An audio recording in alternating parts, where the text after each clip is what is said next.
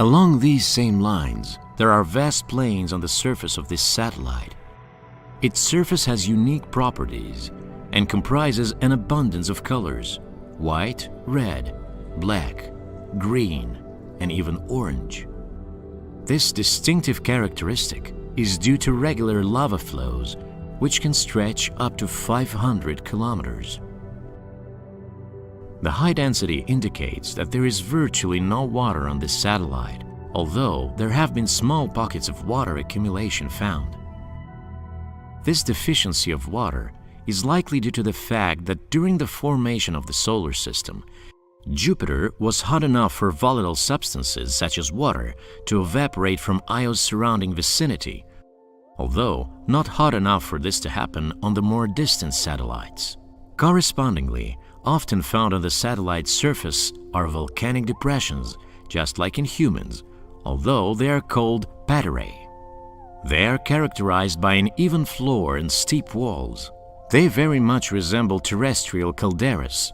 However, it is still unknown whether they were formed by the collapse of the magma chamber and the collapse of the top of the volcano, like their terrestrial counterparts. Unlike similar geostructures on Earth and Mars, volcanic depressions on Io generally do not lie on top of shield volcanoes and are usually larger, with an average diameter of about 41 kilometers, and the largest, Loki Patera, is 202 kilometers in diameter. It is remarkable, but paterae often serve as sources of volcanic eruptions or far-spreading lava flows, as in the case of an eruption in the Gishbar Patera, or they themselves fill with lava, becoming lava lakes. The lava lakes on Io are covered by a lava crust which crumbles away and renews continuously. Image analysis has shown that the lava flows on Io are primarily composed of molten sulfur. However, subsequent ground-based infrared observations indicate that the flows are, in fact, composed mainly of basaltic lava and ultra-basic rock. An outstanding representative is Masubi, an active volcano on this moon of Jupiter, which is located on Io's leading hemisphere, in the Taurus region. The volcano is noteworthy for one of the largest lava flows, both on Io and in the entire solar system, covering an area of 240 kilometers. Despite the extensive volcanism that characterizes Io's appearance, most of its mountains are not volcanic in origin. The majority of them are formed as a result of compressive stresses in the lithosphere, which lift and often tilt portions of the satellite's crust, thrusting them over each other, much like giant ice flows. This is precisely why virtually all of the mountains of Io are at some stage of destruction, with large landslides being widespread at their bases. It appears that cave-ins are the main factor in the destruction of mountains. Believe it or not, but this tiny cheese ball, Io, plays an important role in shaping the magnetic field of the giant planet Jupiter. The magnetosphere of Jupiter absorbs gases and dust from the thin atmosphere of the satellite with a speed of 1 ton per second. All this matter, depending on its composition and degree of ionization, ends up in the various neutral clouds and radiation belts of Jupiter's magnetosphere, and sometimes even escapes Jupiter's system altogether.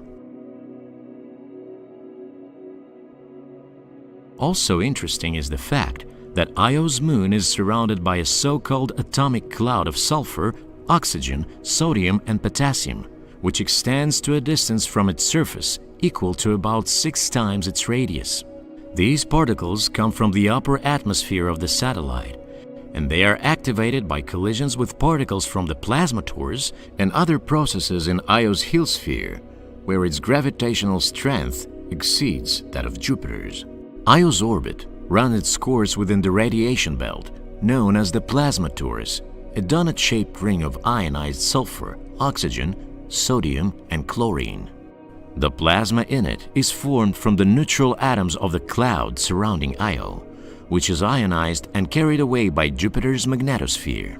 It's not hard to guess that Io is not at all like most satellites of the gas planets, which contain huge masses of ice, as it consists mainly of silicates and iron, like the inner planets. Further still, its interior is also incredibly active. Modeling of Io's internal composition shows that at least 75% of the mantle consists of the magnesium-rich mineral forsterite, a composition similar to that of L-chondrite meteorites. It is obvious that the ratio of the concentrations of iron and silicon there is higher than those on the Moon or the Earth, but lower than on Mars. The latest research has shown the presence of an induced magnetic field on Io, for which an ocean of magma with a depth of 50 kilometers would be required. This layer is estimated to be 48 kilometers thick. It makes about 10% of Io's mantle, and its temperature reaches about 1200 degrees Celsius. It is not known whether this 15% melting is compatible with the conditions of significant amounts of molten silicates in this inconceivable ocean of magma.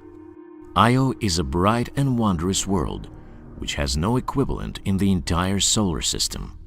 Active volcanism on a satellite the size of our Moon is absolutely astounding, and the pioneering photographs of the satellite surface, which have been obtained by a number of spacecraft, compel us to plunge again and again into the atmosphere of this distant and mysterious world.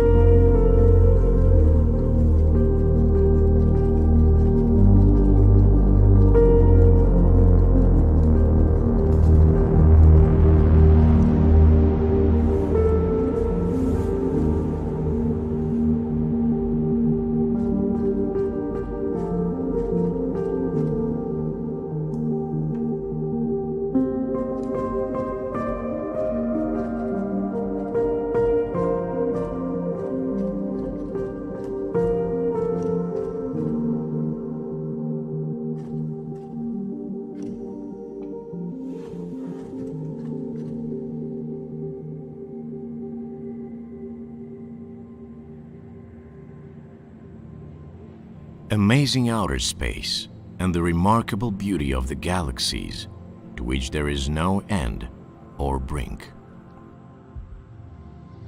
We invite you to become acquainted with the closest of them and to explore their unique features, which are capable of capturing our imagination and are of particular interest to astronomy.